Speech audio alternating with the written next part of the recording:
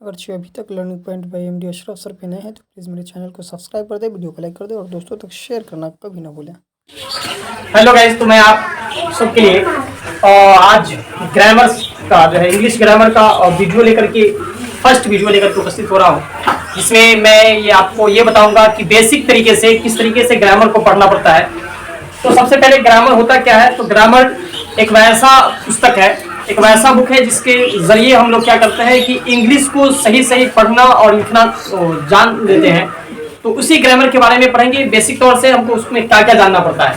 तो जैसा कि आपको बोर्ड पे दिख रहा होगा यहाँ पे कि ग्रामर के बारे में क्या क्या है, ग्रामर किसे कहते हैं। तो आपको यहाँ पे दिख रहा होगा कि ग्रामर, ठीक है। सबसे पहले ग्रामर जो होता है जिसकी सहायता से हम इंग्लिश को सही तरीके से लिखना और पढ़ना जान लेते हैं।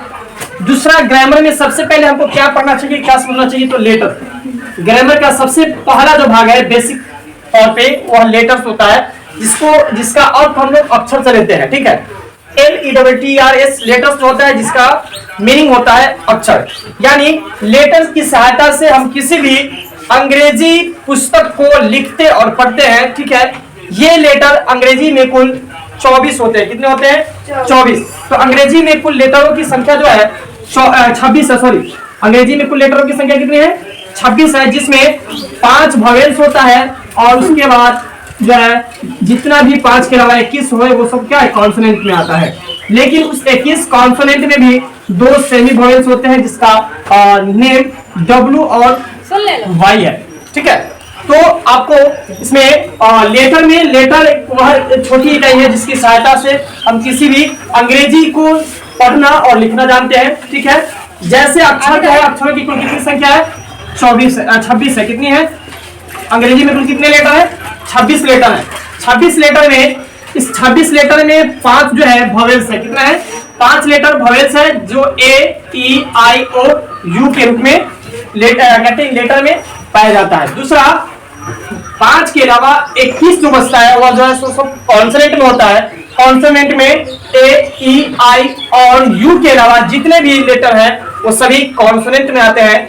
यह सभी लेटर AEIOU के अलावा 21 लेटर कॉन्सोनेंट होता है और उसके अलावा 5 जो होता है वह वॉवेल्स। ये भी कह सकते हैं कि वॉवेल्स 5 के अलावा बाकी कॉन्सोनेंट, या ये भी कह सकते हैं 21 कॉन्सोनेंट के अलावा 5 जो बचेगा वो क्या हो जाएगा? वॉवेल्स का जाएगा। लेकिन उसी 21 कॉन्सोनेंट में 2 जो होता है सेमी वॉवेल्स होता है। क्या होता है? सेमी वॉवेल्स, जिसको हम W और Y के नाम से जानते हैं। अब लेटर के बाद ये तो हम समझ गए कि लेटर किसे कहते हैं। लेटर वह एक सबसे छोटी इकाई है जिसकी सहायता से हम अंग्रेजी को लिखना और पढ़ना जानते हैं।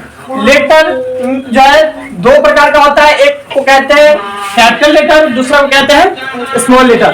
कैपिटल लेटर में आता है बड़ा वाला ABCD से लेकर के जो है Z तक, ठीक है।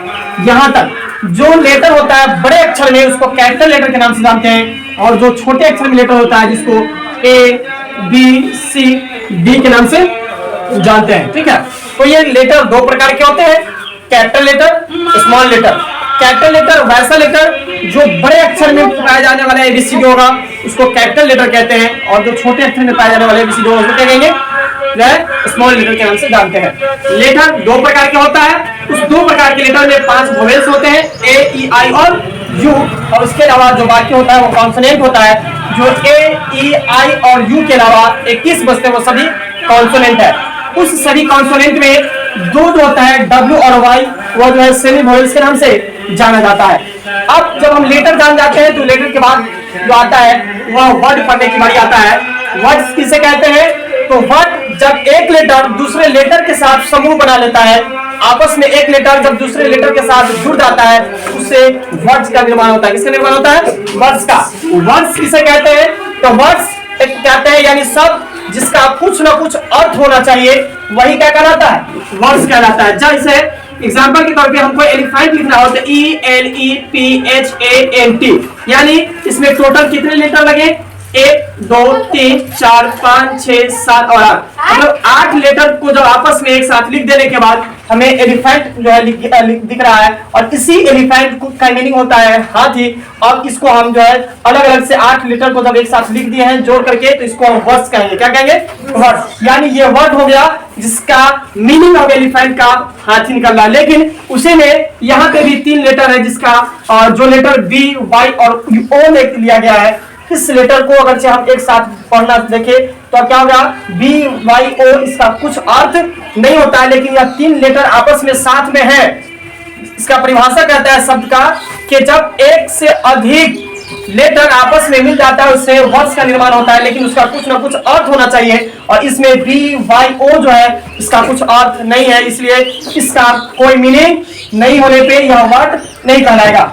अब जब एक वर्ड जब आपस में दूसरे वर्ड से मिल जाता है, एक शब्द दूसरे शब्द से मिलता है, तब वह जो है सेंटेंस का निर्माण करता है। किसका निर्माण करता है? सेंटेंस का।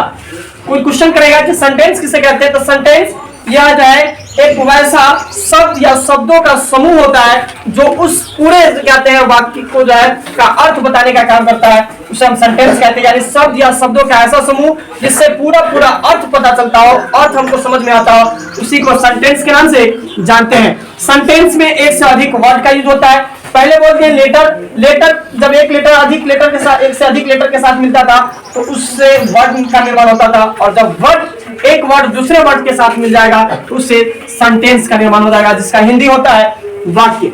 अब इसमें देख रहे हैं यहाँ पे गो एग्जाम्पल में गो हम बताए हैं कि सेंटेंस किसे कहते हैं, तो शब्द या शब्दों का ऐसा समूह जिसके मिलने से क्या हो, या एक जो है सेंटेंस बनता है, लेकिन उसका पूरा पूरा अर्थ हमको समझ में आना चाहिए। ठीक है, जैसे गो यह एक वर्ड है, 2 लेटर मिलने के बाद जी ओ गो, गो माने जाना, यह एक वर्ड है, यह सेंटेंस नहीं होगा। यहाँ पे कम हेयर, कम का मतलब होता है आना, हेयर का मतलब यहाँ कम हेयर जब एक से अधिक वर्ड मिल गया तो इससे किसका निर्माण हो गया? सेंटेंस का। इसका मीनिंग हो गया यहाँ आओ। इसके बाद यहाँ I am go to school, I am go to school, यानी I am go to Patna, Patna. यहाँ पे एक से अधिक वर्ड मिला हुआ, कितना? एक से अधिक वर्ड। तो इस तरीके से जब एक से अधिक वर्ड आपस में मिल जाएंगे तो उससे जो निर्माण होगा सेंटेंस कहलाएगा। क्या कहेगा?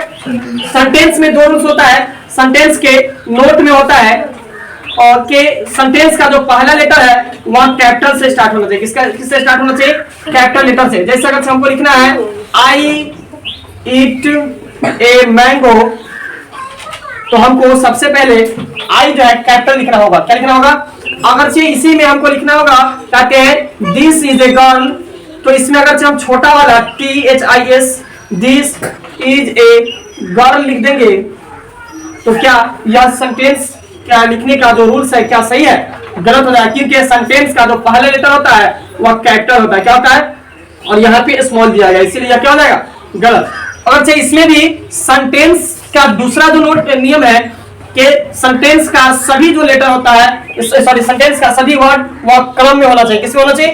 क्रम में। क्रम का मतलब कि अगर से हमको इसमें लिखना है कि यहाँ पे दिस इज ए गर्ल लिखे कि यह एक लड़की है, तो दिस के बाद इज ही, और इज के बाद ए, और ए के बाद गर्ल लिखाना है, तो उसी तरीके से लिखा रहना चाहिए, ना कि हम यहाँ पे हमको यहाँ पे दिस ए इज गर्ल लिख देंगे तो क्या यह वर्ड जो है आपस में जो है एक से अधिक तो मिल करके सेंटेंस का रूप दिखा रहा है, लेकिन यह सेंटेंस शुद्ध नहीं है, यह सही सेंटेंस नहीं है, क्योंकि ये जो लिखा हुआ है दिस ए इज गर्ल, यह जो है आपस में सही अर्थ को बताने का काम नहीं कर रहा है, इसलिए यह भी सेंटेंस नहीं हुआ। तो इससे यह समझ में आया कि सेंटेंस का वह कहते हैं, सेंटेंस वह शब्दों का समूह होता है जिससे पूरा अर्थ निकले, उसका पहला लेटर कैपिटल होना चाहिए, और उसमें जितने भी वर्ड्स हो वह सभी वर्ड्स जो है क्रम में होना चाहिए। किसमें होना चाहिए?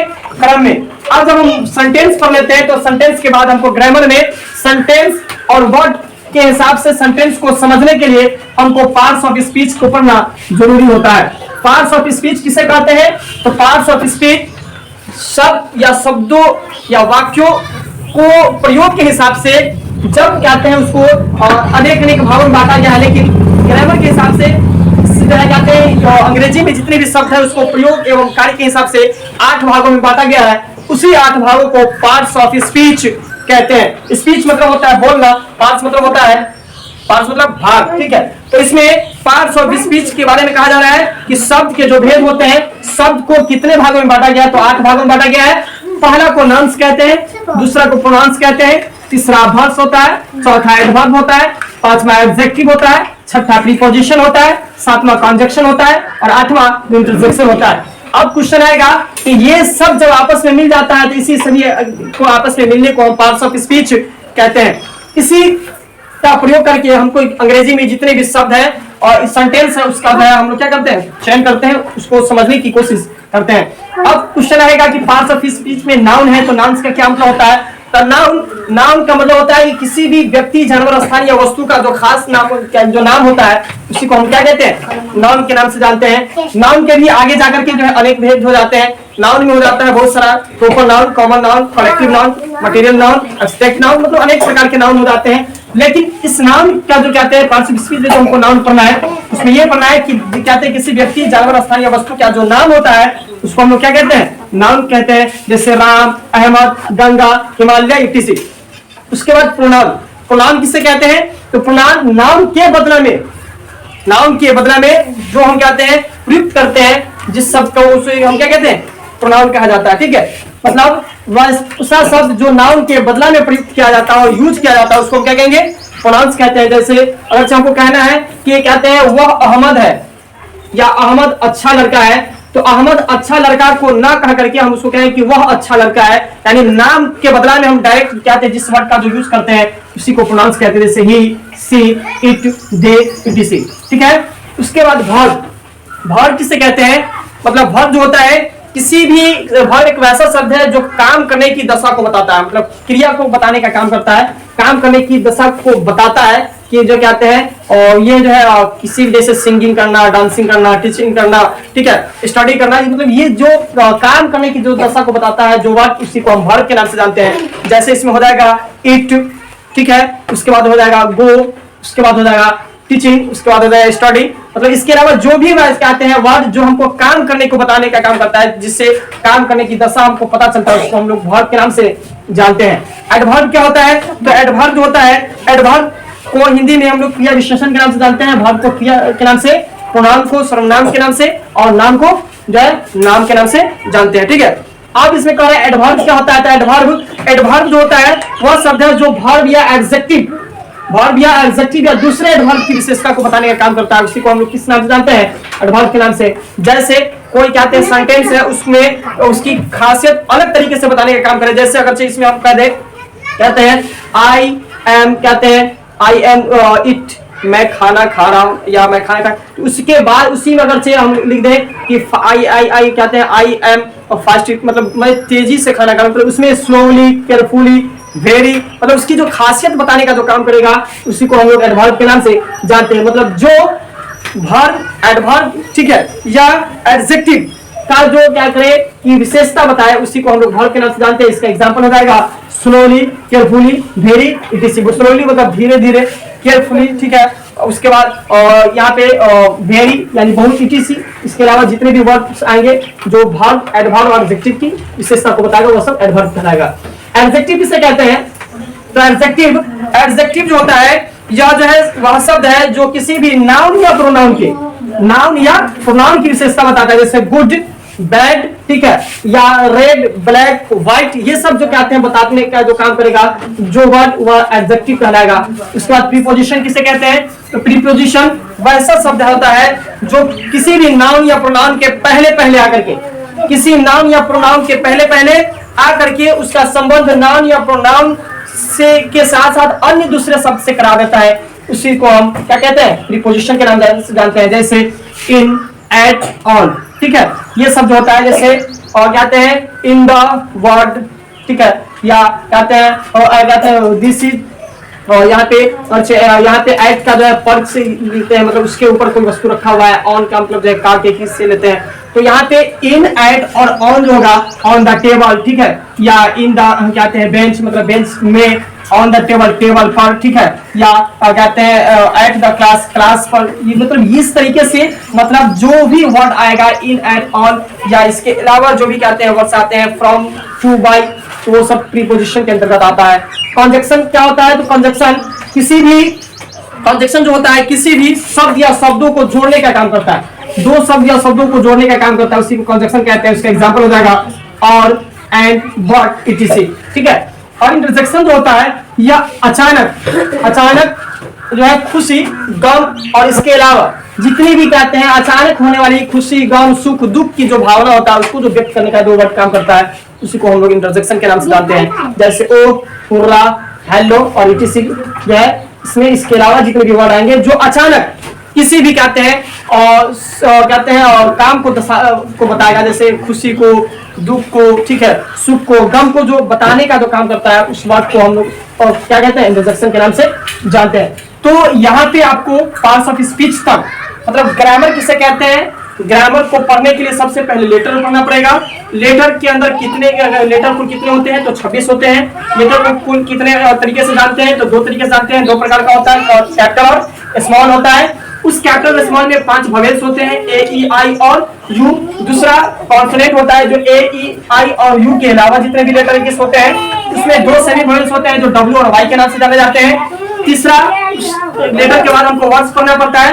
वर्ड्स में आता है कि एक से अधिक जब 2 लेटर आपस में मिल जाए या 2 से अधिक, तो उससे जो निर्माण होता है वह वर्ड्स कहलाता है। ठीक है। इसका पूरा अर्थ हमको समझ में आना चाहिए। जैसे एलिफेंट, यह जो है इसका अर्थ पता चलता है कि हाथी होता है, इसलिए यह वर्ड्स है। लेकिन BYO इसका कोई अर्थ नहीं होता है, यह जो है इसलिए सब वर्ड्स नहीं कहलाएगा। आगे सेंटेंस कहलाता है। सेंटेंस किसे कहते हैं, तो जब 2 वर्ड या 2 से अधिक वर्ड्स आपस में मिल जाता है तो उसको सेंटेंस का निर्माण होता है। इससे हमको पूरा अर्थ पता चलना चाहिए। सेंटेंस का पहला लेटर कैपिटल होना चाहिए। सेंटेंस में जितने भी वर्ड हो वह सब क्रम में होना चाहिए। इसमें पार्ट्स ऑफ स्पीच जो है को 8 भागों में बांटा गया है। नाउन, प्रोनाउन, भाग, adverb, adjective, preposition, conjunction, interjection के रूप में। इसी के मेल से जो है हम लोग अंग्रेजी में जितने भी शब्द है उसको पता करते हैं कि वह जो है शब्द किस कार्य कहते हैं, वह वाक्य किस रूप में जो है इस्तेमाल किया गया है। तो आई होप, मुझे उम्मीद है कि आप सबको ग्रामर के अंदर लेटर से लेकर के पार्ट्स ऑफ स्पीच तक जितने भी कंफ्यूजन थे वो सभी दूर हो गए होंगे। Thank you.